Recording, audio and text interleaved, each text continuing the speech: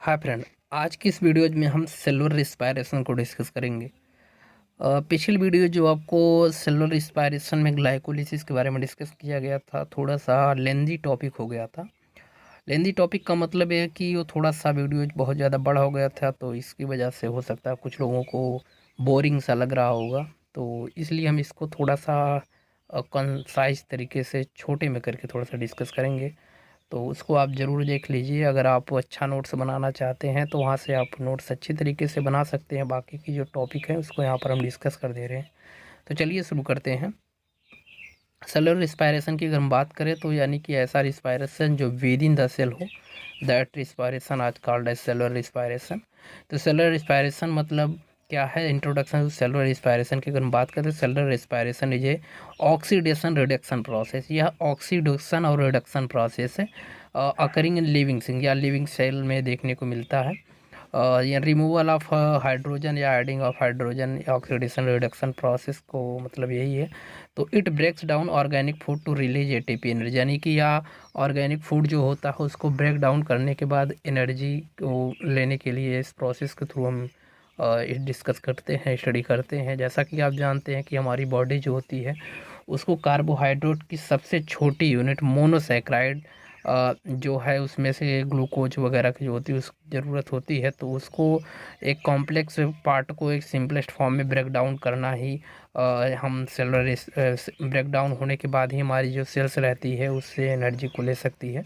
तो primary source of energy जो है वो कार्बोहाइड्रेट है, प्रोटीन है, लिपिड है। तो इसको आप जानते रहिए। सबसे पहले अगर एनर्जी की बात करें, जब आपकी सेल को एनर्जी की ज़रूरत होती है तो सबसे पहले जो डाइजेशन होता है वो कार्बोहाइड्रेट का होता है। कार्बोहाइड्रेट में खास करके जब उसका ब्रेक डाउन हो जाता है, जब वो in the form of monosaccharide आ जाता है, तब जाकर उसका एब्जॉर्प्शन सेल के द्वारा कर लिया जाता है। आपका जो स्मॉल इंटेस्टाइन के खास करके जो ल्यूमेन का जो पार्ट है वहाँ पर उसका एब्जॉर्प्शन होता है। तो इन सब चीज़ों को हम कार्बोहाइड्रेट का डाइजेशन में अच्छी तरीके से डिस्कस किए हैं, तो वहाँ पर आप उसको देख सकते हैं। फर्दर जब कार्बोहाइड्रेट मान लीजिए आपके बॉडी में नहीं है, तब वो जाकर प्रोटीन लिपिड का डाइजेशन होता है। लिपिड जैसा कि एक जानते हैं, लिपिड या फैटी से भी बोलते हैं। तो अगर कार्बोहाइड्रेट का पार्ट आपके बॉडी में नहीं है तो ऐसे जगह पर लिपिड का डाइजेशन होगा। और फर्दर अगर लिपिड का डाइजेशन हो जाने के बाद लिपिड की प्रॉपर्टी कम हो जाती है, तब सबसे लास्ट में प्रोटीन का डाइजेशन होता है। तो प्रोटीन जो है वो सबसे हार्डेस्ट होता है, कि मतलब प्रोटीन का डाइजेशन कराने में बहुत ज़्यादा एनर्जी को भी कंज्यूम करना पड़ता है सेल को। तो ये सब प्रोसेसेस हैं, आपको पढ़ना चाहिए। ओवरऑल इक्वेशन की यहाँ पर बात करते हैं तो यहाँ पर ग्लूकोज मालिक्यूल जब ऑक्सीजन के साथ रिएक्ट करते हैं तो कार्बन डाइऑक्साइड, वाटर और 36 एटीपी का फॉर्मेशन करते हैं। तो यहाँ पर देखा गया है। तो यहाँ पर ये जो प्रोसेस चलती है एरोबिक रिस्पायरेशन के अंतर्गत चलती है। एरोबिक रिस्पायरेशन के कहने का मतलब है कि इसमें ऑक्सीजन की नीड होती है, हमें ऑक्सीजन की नीड होती है, यानी तभी ये प्रोसेस यहाँ पर चलती है। अगर हम ओवरऑल इस प्रोसेस की बात कर ले तो पूरा ये जो प्रोसेस है आपका एक टाइप का मेटाबॉलिज्म में कैटाबॉलिक प्रोसेस है। कैटाबॉलिज्म का मतलब यहाँ पर ब्रेक डाउन हो रहा है प्रत्येक स्टेप पर। एक पार्ट का, एक मॉलिक्यूल का दूसरे मॉलिक्यूल का for the production of energy, energy का प्रोडक्शन के लिए हमें ब्रेक डाउन करना पड़ रहा है। तो यहाँ पर हम एनर्जी को खर्च कर रहे हैं एज ए मतलब जैसे कुछ एनर्जी को हम इन्वेस्ट कर रहे हैं एज ए इन्वेस्टमेंट। हम एनर्जी को कुछ इन्वेस्ट कर रहे हैं, उसके बाद फिर फर्दर में इससे एनर्जी को ऑब्टेन करेंगे। तो यह एक टाइप का इन्वेस्टमेंट, एनर्जी का इन्वेस्टमेंट यहाँ पर हो रहा है, जो भी एनर्जी लग रही है इस मॉलिक्यूल को तोड़ने में। तो फर्दर यहाँ पर इक्वेशन जो है हमने आपको बताया कि यह एक एरोबिक टाइप का रिस्पायरेशन है जिसमें ऑक्सीजन की ज़रूरत होती है। तो इसमें why energy is transferred in ATP is not use directly, यानी कि एनर्जी को डायरेक्ट एटीपी में क्यों कन्वर्ट किया जा रहा है, उसे डायरेक्टली क्यों नहीं एब्जॉर्ब किया जा रहा है। तो इसके पीछे रीज़न यह है कि मान लीजिए आपकी जो सेल्स है, अगर उसे 6 एटीपी की ज़रूरत है, आपकी बॉडी को 6 एटीपी की ज़रूरत है और आपकी बॉडी ने 36 एटीपी को जनरेट किया है, तो बाकी की जो 30 एटीपी है उसको स्टोर करने के लिए इन द फॉर्म ऑफ एटीपी हम जो एनर्जी है उसको लेते हैं। एनर्जी जो है बनाई जाती है सेल के द्वारा, ताकि 30 एटीपी एनर्जी जो रहती है बॉडी में स्टोर्ड रहती है। तो इसको अभी हम आपको बताएंगे। टाइप्स ऑफ रिस्पायरेशन की अगर हम बात कर ले तो रिस्पायरेशन में हमने आपको बताया है कि एक एरोबिक टाइप का रिस्पायरेशन होता है, एक एनारोबिक टाइप का रिस्पायरेशन होता है। एरोबिक टाइप का जो रिस्पायरेशन होता है इसमें requires oxygen and occurs in mitochondria. यह रिस्पायरेशन जो होता है एरोबिक टाइप का, यह इसमें ऑक्सीजन की ज़रूरत होती है, अक्सर माइटोकॉन्ड्रिया में देखने को मिलता है। तो आप ये बताएंगे कि जो आरबीसी है, जैसा कि आप जानते होंगे कि जो आरबीसी रेड ब्लड कॉर्पसेल्स है उसमें माइटोकॉन्ड्रिया नहीं होती, पूरी तरीके से एब्सेंट होती है। तो वहाँ पर आपको एनारोबिक टाइप का रिस्पायरेशन देखने को मिलेगा। तो ये आप जानते रहिए। अगर एनारोबिक रिस्पायरेशन की बात करें, डज नॉट रिक्वायर ऑक्सीजन, इसमें ऑक्सीजन की रिक्वायरमेंट नहीं होती, कर इन साइटोप्लाज्म या साइटोप्लाज्म में प्रोसेस सब होती हैं एंड प्रोड्यूस लेस एटीपी, और इसमें लेस एटीपी का प्रोडक्शन होता है। Anaerobic respiration mainly involving glycolysis. Anaerobic respiration जो होता है वह जो प्रोसेस ग्लाइकोलिसिस होती है इसमें देखने को मिलता है। तो ये बातें हो गई एक ओवरव्यू के बारे में। ग्लाइकोलिसिस की अगर हम बात कर लें, जो ग्लाइकोलिसिस है first step in both aerobic और एनारोबिक रिस्पायरेशन में फर्स्ट स्टेप इसे माना जाता है। दूसरी स्टेप में आपकी क्रेब्स साइकिल वगैरह आती है, और तीसरी स्टेप में आपकी टीसीए साइकिल आती है, ट्रांसपोर्ट साइकिल जो होती है। तो वो यह पहले हम ग्लाइकोलिसिस को डिस्कस कर लेते हैं। First step in both aerobic and aerobic respiration, यह एरोबिक और एनारोबिक रिस्पायरेशन का पहला स्टेप आकर इन साइटोप्लाज्म या साइटोप्लाज्म में होता है। इसमें स्प्लिटिंग ऑफ ग्लूकोज होता है, यानी कि ग्लूकोज को तोड़ा जाता है। तो इसमें क्या होता है, जो आपका ग्लाइकोलिसिस होता है उसमें कॉमन होता है, एरोबिक और एनारोबिक रेस्पायरेशन दोनों में यह कॉमन होता है। और इसके अलावा जो आपका क्रेब्स साइकिल ईटीसी वगैरह होता है, इलेक्ट्रॉन ट्रांसपोर्ट चेन वगैरह जो होता है ओनली इन एरोबिक कंडीशन में देखने को मिलता है। लेकिन जो आपका ग्लाइकोलिसिस होता है यह एरोबिक के साथ साथ एनारोबिक कंडीशन में भी देखने को मिलता है। यह आपको मेनली साइटोप्लाज्म में देखने को मिलेगा। इसमें क्या होता है, ब्रेक डाउन ऑफ ग्लूकोज का स्प्लिटिंग होता है, ब्रेक डाउन किया जाता है इनटू पायरुवेट मॉलिक्यूल्स में, 2 पायरुवेट मॉलिक्यूल्स में इसका ब्रेक डाउन किया जाता है। इसमें नेट गेन एनर्जी जो रहती है 2 एटीपी और 2 NADH एटीपी हमें मिलती है। इसमें दो फेजेज पाए जाते हैं।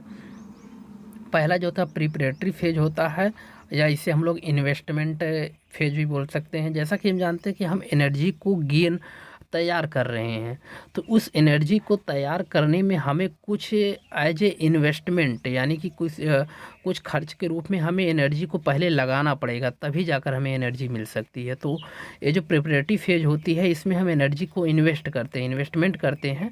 और ऑक्सीडेटिव फेज जो होती है उसमें एटीपी प्रोडक्शन होती है। तो एनर्जी जो इन the form of ATP preparatory phase में इन्वेस्टमेंट की जाती है, और ऑक्सीडेटिव फेज जो होती है वहाँ पर energy in the form of ATP produce की जाती है, प्रोडक्शन होता है। तो चलिए हम एक थोड़ा सा देख लेते हैं इसको। आपका जो अगला जो है वह जो रिस्पायरेशन का जो अगला टाइप है वह क्रेब्स साइकिल या साइट्रिक एसिड साइकिल है। अकर्स इन माइटोकॉन्ड्रिया ओनली, यह माइटोकॉन्ड्रिया में सिर्फ देखने को मिलता है। जैसा कि आप जानते हैं कि यह एक प्रकार का एरोबिक रिस्पायरेशन है, और एरोबिक रिस्पायरेशन जो है वह सिर्फ क्रेब्स साइकिल वगैरह में देखने को मिलता है। तो ये जो अकर्स इन माइटोकॉन्ड्रिया में देखने को मिलता है।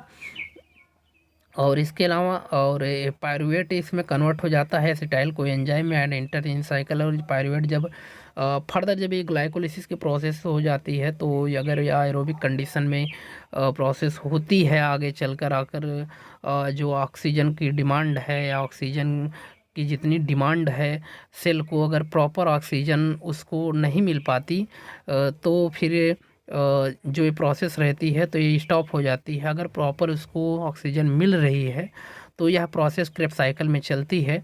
जितनी रिक्वायरमेंट है सेल को उतनी अगर ऑक्सीजन मिल रही है तो उसे एरोबिक रिस्पायरेशन बोलेंगे। और क्योंकि वहाँ पर ऑक्सीजन प्रेजेंट है तो यह प्रोसेस जो है क्रेब्स साइकिल में चलेगी। अगर ऑक्सीजन वहाँ पर पूरी तरीके से जितनी ज़रूरत है, आप मान लीजिए बहुत ज़्यादा वेगरस एक्सरसाइज वगैरह कर रहे हैं, इंटेंस एक्सरसाइज होने की वजह से जितनी सेल्स को एनर्जी की ज़रूरत है और वो उतनी एनर्जी नहीं मिल पा रही है सेल्स को, तो ऐसे कंडीशन में सेल्स के अंदर लैक्टिक एसिड का डिपोजिशन होगा। इसके अलावा फिर हमें वो मसल्स में पेन देखने को मिलेगा, तो फिर ये प्रोसेस जो कि एनारोबिक कंडीशन में चली जाएगी। तो एनारोबिक कंडीशन को आगे हम डिस्कस करके बताएंगे। फिलहाल ये जो क्रेब्स साइकिल जो होता है वह एरोबिक रिस्पायरेशन का एक पार्ट है। तो पायरुवेट जो होता है कन्वर्ट हो जाता है कोसेटाइल एसिटाइल को एंजाइम में, और यह इंटर इस साइकिल में इंटर कर जाता है, और इसमें एटीपी, एनएडीएच या फिर डीएच रिलीज, कार्बन डाइऑक्साइड, ये सब प्रोसेस ऐसे चलती हैं। और इसमें provide electron for the electron transport chain, तो इसमें इलेक्ट्रॉन ट्रांसपोर्ट चेन के लिए इलेक्ट्रॉन्स वगैरह कराते हैं। आगे हम आपको फर्दर बताएंगे क्रेब्स साइकिल के बारे में डिटेल। इसके अलावा अगला जो सेलुलर रिस्पायरेशन का अगला जो पार्ट है वह इलेक्ट्रॉन ट्रांसपोर्ट चेन है, जिसमें फाइनल स्टेज ऑफ होती है एरोबिक रिस्पायरेशन होती है। जैसा कि अभी हमने बताया क्रेब्स साइकिल और ETC जो है these are the example of aerobic respiration, यानी कि यहाँ पर ऑक्सीजन जब प्रेजेंट रहेगी सेल्स के पास तभी ये इस टाइप का जो सेलुलर रिस्पायरेशन वह देखने को मिलेगा। अगर in the inner mitochondrial membrane या माइटोकॉन्ड्रियल के इनर मेम्ब्रेन में देखने को मिलती है। इसमें NADH और FADH2 जो है जनरेट हो जाता है लार्ज अमाउंट ऑफ ATP में, और ऑक्सीजन जो होता है active final electron acceptor forming water में मदद करता है। तो इसके अलावा अगर हम जो आपका एनारोबिक टाइप का जो रिस्पायरेशन है या जो एरोबिक टाइप का रिस्पायरेशन, जो दोनों प्रकार की रिस्पायरेशन शो करता है, दैट इज कॉल ग्लाइकोलिसिस।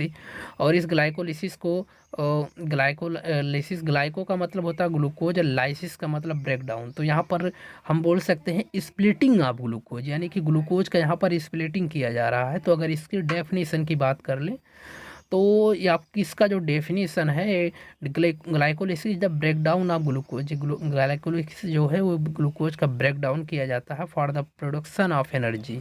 इसमें कुछ इक्वेशन जैसे ग्लूकोज पहले 2 ATP में कन्वर्ट होता है, उसके बाद 2 आइसोमरेज फास्फेट में, उसके अलावा 2 NADA प्लस में, 2 हाइड्रोजन आयन में, 2 पायरुवेट में, फर्दर 4 ATP में और 2 NADH 2 H2O। उसके बाद फिर ये प्रोसेस ऐसे चलती है। तो इसमें कुछ की चेंजेस जैसे तो ग्लूकोज ऑक्सीडाइज होता है इनटू पायरुवेट में, और NAD प्लस जो रहता है रिड्यूस हो जाता है NADH में, ADP जो फास्फोराइलेटेड हो जाता है इन दी फॉर्म ऑफ AT में। तो ये इसका कुछ बेसिक ओवरव्यू है ये। थोड़ा सा हम इसको और बताते हैं स्टेप बाय स्टेप। अगर हम इसकी बात कर लें तो स्टेप बाय स्टेप जो है इसमें आपका सबसे पहले जो ग्लूकोज रहता है, ग्लूकोज जो है वह कन्वर्ट हो जाता है।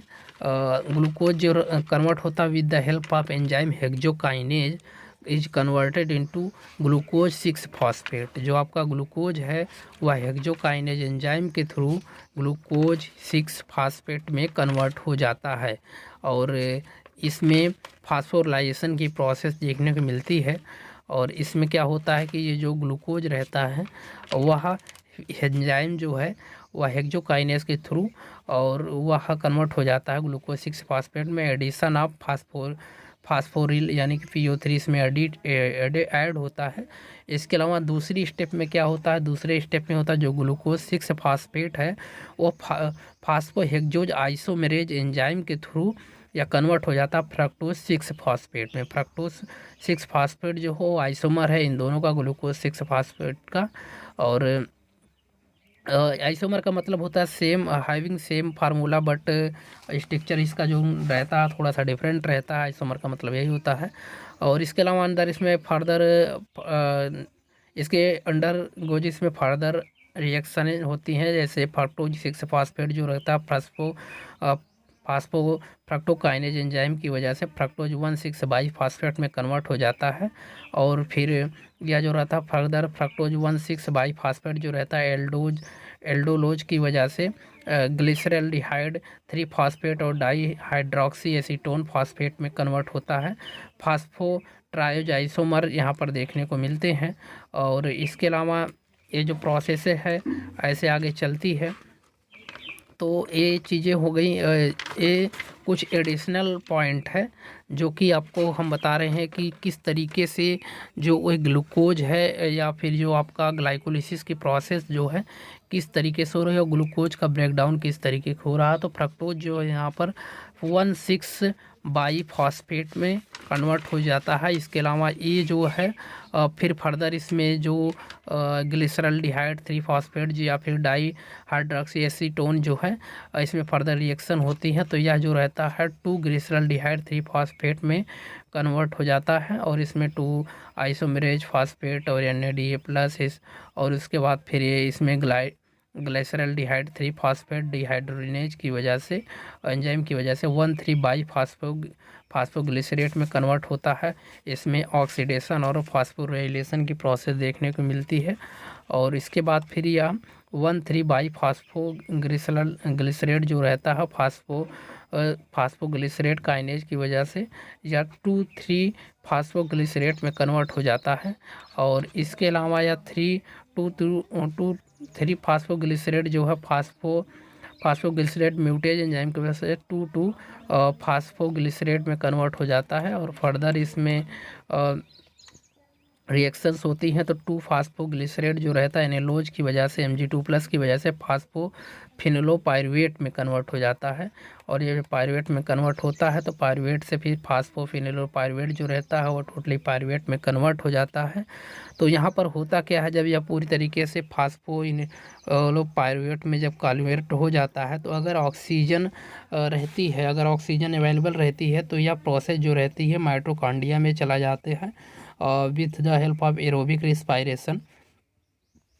अगर ऑक्सीजन अब्सेंट है तो यह एनारोबिक कंडीशन में चला जाता है। एनारोबिक कंडीशन का मतलब यहाँ पर ऑक्सीजन जो रहती है वह अब्सेंट रहती है, तो ये अगर ऑक्सीजन प्रेजेंट रहेगी तो या फिर एरोबिक कंडीशन में जाएगा तो ये प्रोसेस माइटोकॉन्ड्रिया से होते हुए फिर या क्रेब्स साइकिल में जाएगी तो वहाँ से फिर फर्दर रिएक्शन होगी। अगर ऑक्सीजन बहुत रेयरली केस में अगर ऑक्सीजन अब्सेंट है तो यह एनारोबिक कंडीशन में चला जाएगा और एनारोबिक रिस्पायरेशन में अगर हम बात कर लें तो एनारोबिक रिस्पायरेशन फिलहाल हम जो एरोबिक रिस्पायरेशन है उसको हम क्रेब्स साइकिल के माध्यम से आपको डिस्कस करके बताएंगे। तो एनारोबिक रिस्पायरेशन के फॉर्मेशन की बात कर लें तो occur in the absence of oxygen, यहाँ ऑक्सीजन के एब्सेंस में होता है। इसमें 2 फेज होते हैं, एक लैक्टिक एसिड फर्मेंटेशन होता है, दूसरा एल्कोहलिक फर्मेंटेशन होता है। लैक्टिक एसिड फर्मेंटेशन में क्या होता है, occurs in human bacteria muscle cell produce lactate.